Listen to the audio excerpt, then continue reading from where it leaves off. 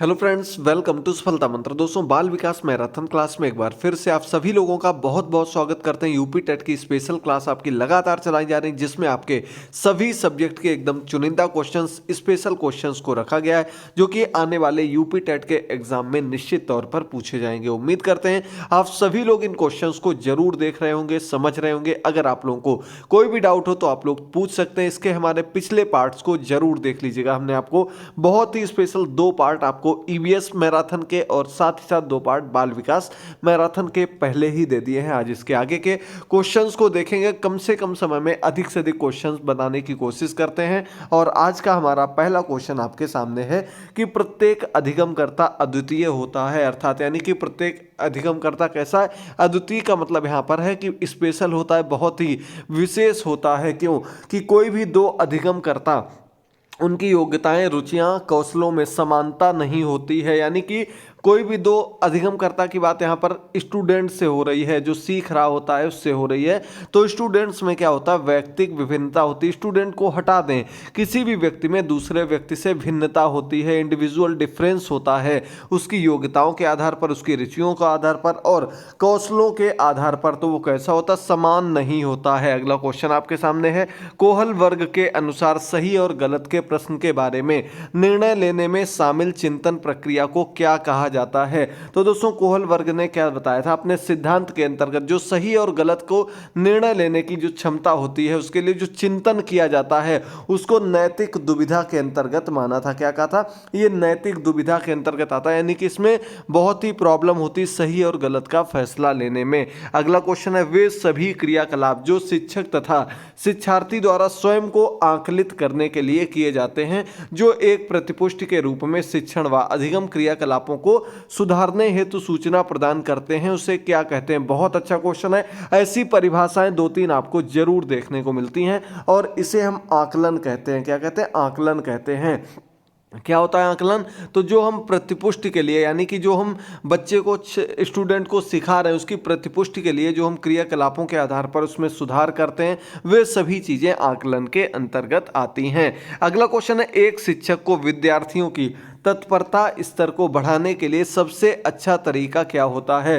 तो दोस्तों, विद्यार्थियों की जो तत्परता का स्तर है, उसे टीचर अगर बढ़ाएगा तो उसके लिए जो सबसे अच्छा तरीका माना जाता है, वो विशेष प्रकरण से संबंधित सृजनात्मक क्रियाकलाप को कक्षा में संगठित करवाना। यानी कि सृजनात्मक रूप में हम क्या कराएं? विशेष प्रकरण पर आधारित क्रियाकलाप, एक्सपेरिमेंट्स कराएं, ताकि बालक जो है वो अपनी बुद्धि का प्रयोग करें। तत्परता कब बढ़ेगी? जब उनकी किसी चीज के प्रति जिज्ञासा बढ़ेगी तो वो उस चीज को अपने ढंग से करने की कोशिश करेंगे। अगला क्वेश्चन यहां पर आ जाता है, पियाजे के संज्ञानात्मक विकास के सिद्धांत की मूर्त संक्रियात्मक अवस्था की विशेषता बतानी है। मूर्त संक्रियात्मक, अमूर्त बताया था, उसके बाद आपको मूर्त संक्रियात्मक चौथी अवस्था बताई थी, और ये आपकी अंतिम अवस्था के रूप में जानी जाती है। और यहां पर क्या आ जाता है कि विचारों का विलोमीयता देखने को मिलता है। विचारों में विलोमीयता होती है, मानसिक द्वंद्व होता है और संरक्षण होता है। यानी कि किशोरावस्था में बालक प्रवेश करने लगता तो उसके शरीर में मानसिक द्वंद्व, यानी कि अलग अलग प्रकार के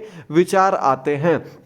विचारों में विलोमीयता देखने को मिलती है और एक संरक्षण, एक सिक्योरिटी टाइप की, अपने आप को सिक्योर रखने की मंशा आने लगती है। अगला क्वेश्चन है, एक विद्यार्थी गुणन के सवालों को हल करना सीख जाता है, वह अपने जोड़ के पूर्व ज्ञान का प्रयोग करता है। इस प्रकार के अधिगम अंतरण को क्या कहते हैं? तो दोस्तों, सकारात्मक अंतरण तो आपने पढ़ लिया था, लेकिन इसे हम दूसरे रूप में क्या कहेंगे? उसने क्या सीखा था? पहले जोड़ सीखा था, पहले उसने जोड़ सीखा, फिर उसका पूर्व ज्ञान काम में आया और उसने क्या सीख लिया? गुणा सीख लिया, गुणनफल करना सीख लिया। तो ये आपका ऊर्ध्व अंतरण कहलाता है। ये आपका अंतरण के अलग प्रकार जो होते हैं, उसमें आपका ऊर्ध्व अंतरण आता है, आपका अधिगम अंतरण में ऊर्ध्व अंतरण कहलाता है। और ये आपका जब कोई चीज पॉजिटिव वे में होती है, उस रूप में रखा जाता है। अगला क्वेश्चन है, नरेश और मुकेश की आयु समान है, उनके सामाजिक एवं मानसिक विकास में काफी अंतर है, यह विकास के किस सिद्धांत के कारण होता है। तो दोस्तों फिर से आपको बता रहे हैं, अभी हमने ऊपर भी बताया था कि प्रत्येक व्यक्ति दूसरे से किसी न किसी रूप में भिन्न जरूर होता है। ये उसकी व्यक्तिगत क्षमता होती है। ये व्यक्तिगतता का सिद्धांत कहलाता है कि वो दूसरे से भिन्न है, उसमें एक दूसरे से काफी अंतर देखने को मिलता है। तैयार कर लीजिएगा। चलिए बढ़ते हैं 16 नंबर क्वेश्चन पर। 116 नंबर क्वेश्चन दिया गया है कि मानव जाति में विकास होता है, कैसा होता है। फिर आपको बता दें कि विकास कैसी प्रक्रिया है, जीवन पर्यंत चलने वाली, यानी कि जन्म से मृत्यु तक चलने वाली एक प्रक्रिया है विकास, डेवलपमेंट, जो हमेशा चलता रहता। बस इसकी गति कैसी होती, कम होती रहती है, बढ़ जाती है, यानी कि घटती बढ़ती रहती है, लेकिन कैसी होती, जीवन पर्यंत चलने वाली प्रक्रिया है। चलिए बढ़ते हैं अगले क्वेश्चन पर। क्या दिया गया है, गिफ्टेड, मेधावी होने का लक्षण क्या है। तो मेधावी छात्र कौन से होते हैं, उसमें उनकी जो अभिव्यक्ति होती है, अपने विचारों को व्यक्त करने की जो क्षमता होती है, उसमें नव्यता होती है और जिज्ञासा होती है, उनमें नई नई चीज़ों को सीखने के प्रति जिज्ञासा होती है। यह क्या किसकी, प्रतिभाशाली बच्चों यानी कि मेधावी बच्चों की कुछ विशेषताएं होती हैं। अगला क्वेश्चन है, विद्यालय में समाजीकरण की विशिष्ट अवस्था किसे माना जाता है। तो दोस्तों समाजीकरण की एक विशिष्ट अवस्था मानी जाती है आपकी बाल्यावस्था। किसको कहते हैं, बाल्यावस्था की अवस्था को हम क्या कहते हैं, समाजीकरण की एक विशिष्ट अवस्था के रूप में हम जानते हैं। 6 से 12 वर्ष इसका टाइम लाइन होती है, आपको याद रखना है। चलिए बढ़ते हैं अगले क्वेश्चन पर। मनुष्य में व्यक्तिगत विभिन्नता के निर्धारक किससे संबंधित होते हैं। तो दोस्तों व्यक्तिगत विभिन्नता किस आधार पर होती है, आपको पता होगा, आपके माता पिता के गुण आप में आएंगे ना कि दूसरे में। ये वंशानुक्रम कहलाता है, वंशानुगत होता है, आनुवांशिक होता है, और वातावरण भी इसमें शामिल होता है, यानी कि वंशानुक्रम और वातावरण की अंतःक्रिया किसको व्यक्त करती है, ये व्यक्तिगत विभिन्नता कहलाती है, यानी कि व्यक्तिगत विभिन्नता के अंतर्गत जो गुण आते हैं वो इन दोनों की अंतःक्रिया के द्वारा आते हैं। अगला क्वेश्चन है, कॉल्सनिक के अनुसार संकल्पना का पुनर्गठन क्या है। तो कॉल्सनिक ने बताया था संकल्पना का पुनर्गठन क्या कहलाता है, चिंतन कहलाता है।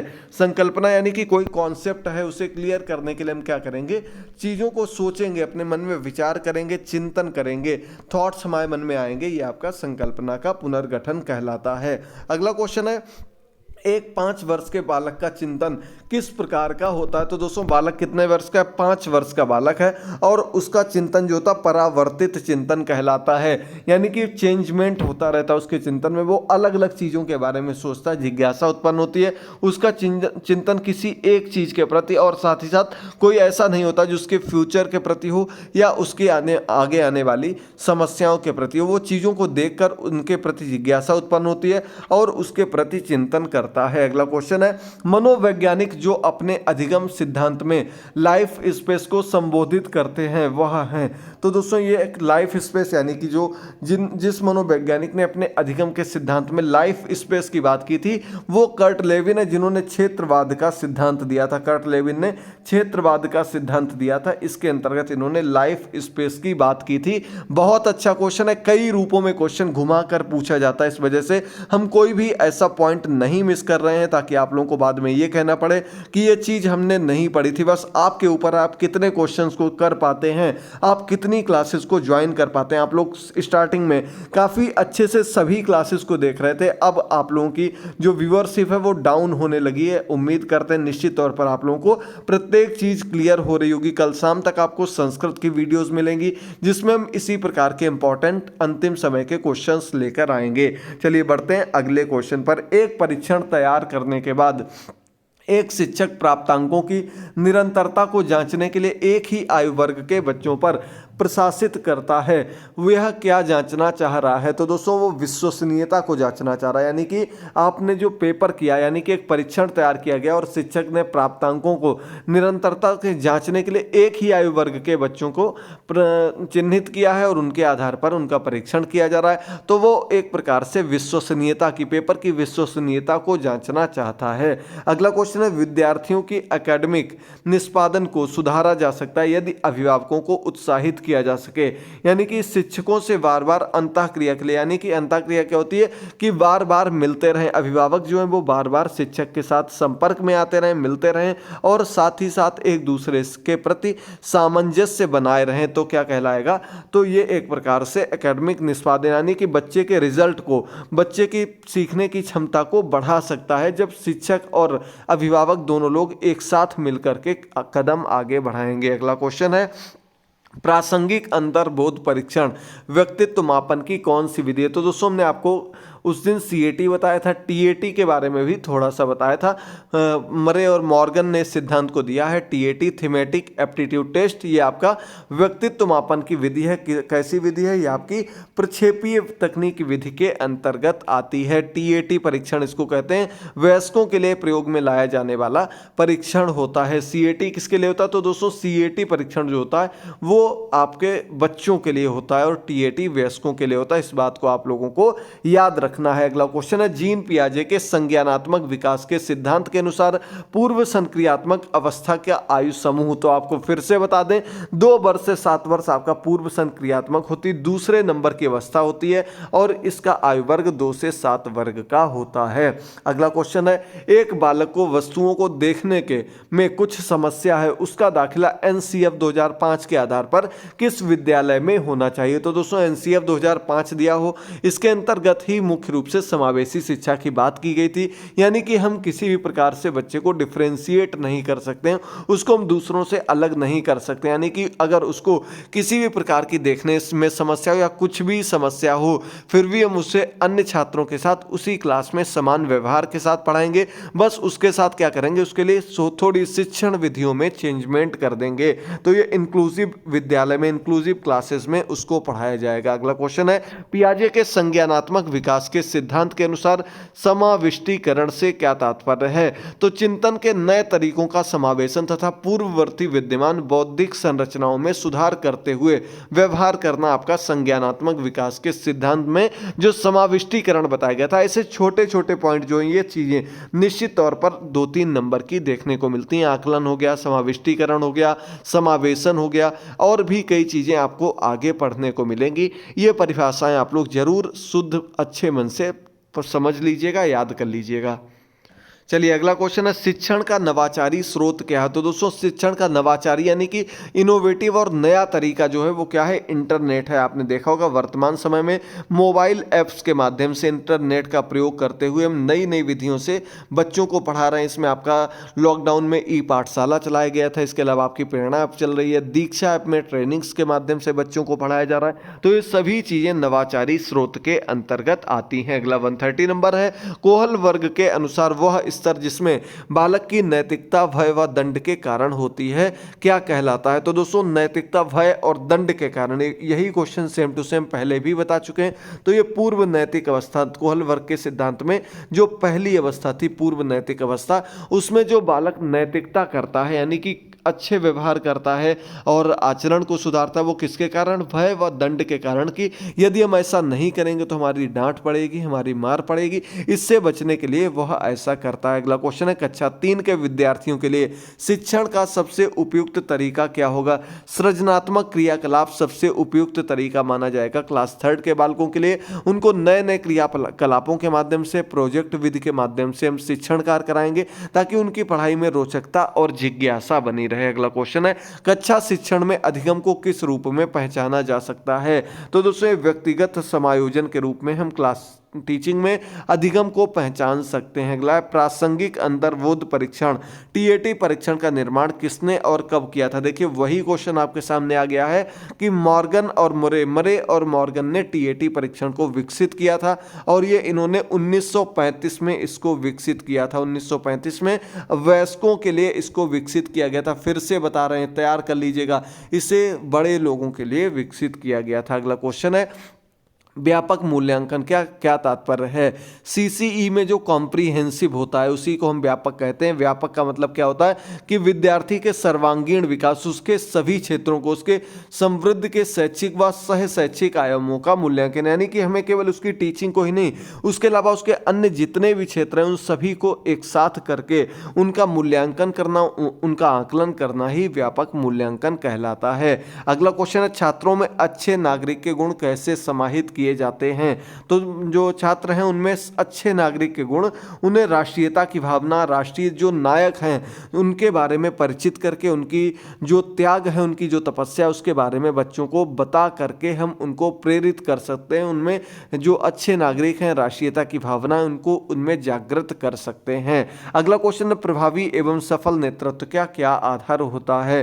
तो प्रशंसा करना, एक प्रकार से उसे आंतरिक रूप से अभिप्रेरित कर देना। आंतरिक रूप से कब अभिप्रेरित होगा, जब हम उसको किसी अभिप्रेरण के माध्यम से, किसी ऐसे अभिप्रेरण से जो कि एक प्रकार से पुरस्कार के रूप में उसे दिया जाए, जैसे प्रशंसा हो गई, तो इससे वो सफल नेतृत्व और प्रभावी नेतृत्व का आधार कहा जाएगा। अगला क्वेश्चन है, सर्वाधिक प्रभावी मूल्यांकन पद्धति कौन सी होती है। तो दोस्तों वस्तुनिष्ठ प्रश्न पत्र पद्धति होती है, ये सबसे प्रभावी मूल्यांकन पद्धति मानी जाती है। इसीलिए आपने देखा होगा मोस्टली ज्यादातर एग्जाम्स में आपका objective type questions, MCQ questions को जगह दी जाती है। अगला क्वेश्चन है, एनसीएफ 2005 किस प्रकार की शिक्षण प्रणाली को प्रोत्साहित करता है। एक ही क्वेश्चन अलग अलग रूप में, अलग अलग तरीके से आपको याद रखना, क्योंकि क्वेश्चन बहुत बार घुमा कर पूछ दिए जाते हैं जिसमें सबसे ज़्यादा कन्फ्यूजन हो जाता। तो दोस्तों समावेशी शिक्षा पर एनसीएफ 2005 के अंतर्गत मुख्य रूप से बल दिया गया था। अगला क्वेश्चन है,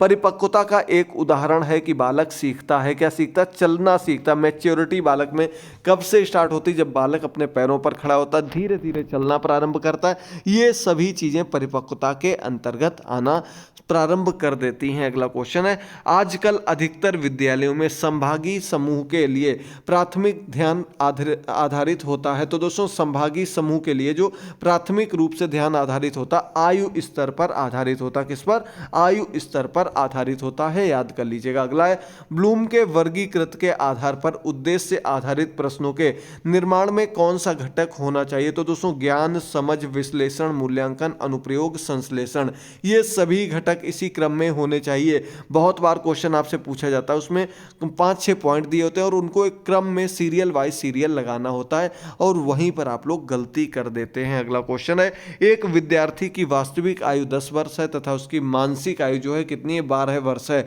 उसका आईक्यू कितना होगा। तो ये क्वेश्चन बहुत अच्छा है, पहले आपको बता चुके हैं। तो वास्तविक आयु दी गई, मानसिक आयु दी गई, उसकी आईक्यू निकालनी है, तो सीधे सीधे आपका आंसर क्या हो जाएगा, 120 इंटू 12 इंटू 10, 120 उसकी मानसिक आयु निकलकर सामने आ जाएगी। इस सूत्र के माध्यम से हम आईक्यू निकालते हैं। आप लोग सामने से देख सकते हैं, पूरा सूत्र आपके सामने लिखा गया है।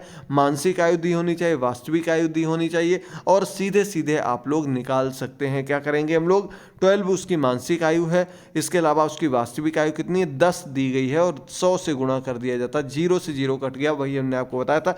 12 इंटू 10 यानी कि 120, 120 आईक्यू निकल कर आ गया। 120 आईक्यू किसके अंतर्गत आता है, किस प्रकार की बुद्धि के अंतर्गत आता है, ये आप लोगों को कमेंट बॉक्स में कमेंट करके जरूर बताना है। अगला क्वेश्चन है, विद्यार्थियों की शिक्षण में अधिक से अधिक भागीदारी किस विधि के द्वारा संभव है।